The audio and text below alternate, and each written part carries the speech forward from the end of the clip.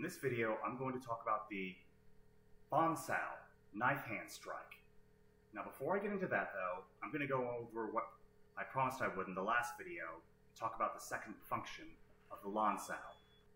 So the second thing that the Faan Sao can do, think of it like bamboo, and that it's bent in, and when you bend bamboo and unleash it, it strikes back 4 times harder. From the third section, we have the gum sows, back, forward. Faan Sao comes up, and it's bent, and the arms are ready to strike out, and they're going to strike out from either side. Now, do your best to keep your shoulders down, because you don't want to hunch up like this as you're striking out. You want them to relax, go out, come back. And you can be hitting with multiple parts of your arm if your opponent's right, because these are usually done, this form of Faan Sao is done usually to opponent at your side. So, depending on how close they are, after pulling your arm in, you'd be striking, hitting with the elbow, the forearm, or the hand.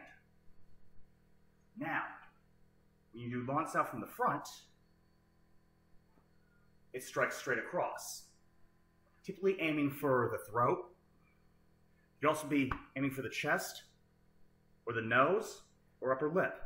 It's pretty useful as a stunning strike as well.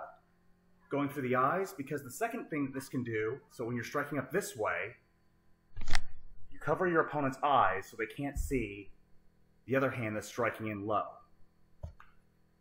But for the most part, it's hitting with this surface, usually going toward the throat or collarbone. Now, let's see how we can apply the Faan Sao to the wooden man arms. Alright. So how we're going to do this one is, we're going to stay in Yiji Kim Young Ma, and we're going to use a Pak Sao to block the opponent's strike from the outside, considering that the opponent is striking across. And from that same hand, after the Pak Sao, we rotate the arm and strike forward, hitting with what we refer to as the knife edge of the palm. And some schools of Wing Chun will even refer to this as just the edge of the palm. But I was originally taught we just call this the knife edge. It also follows up with some other styles how we refer to the knife hand strike, like it's like as a karate chop. And this would be something akin to a cross hand knife hand going toward the throat. The difference is that you wouldn't want to pull it back, because you don't want to do that with any Wing Chun technique. You want it to go right from the block, straight forward. You do that to one side, the other side, Pak Sao, Faan Sao. Block, strike.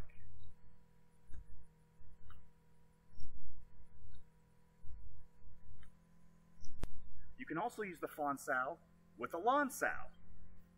Say the opponent's punching in, we'll use a single arm this time. Blocking them with the barring arm, then we chop forward. Now our chop is going to be following up their arm. We can also continue to be pushing their arm down as we're moving the arm up before striking. And depending on how deep we're in with this one, we could be moving this up, and as I mentioned earlier, hitting with our forearm for the strike. It's not just limited to the blade of the hand alone. If you're in really close range, you could be pressing the forearm against their throat. Let's take a look at that from the other side.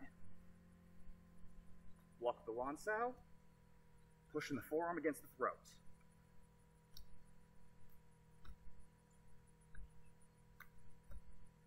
Now, the Faan Sao also isn't limited to just hitting the throat. There are other applications where you could be hitting to the ribs, going to one side, and then the other. And there's another type of block that's very much like a knife hand, but this one's primarily used for blocking. And we'll get into that in the next video. So, hope you all have enjoyed this video. Stay safe, stay healthy, stay awesome. I'll see you all next time. Take care.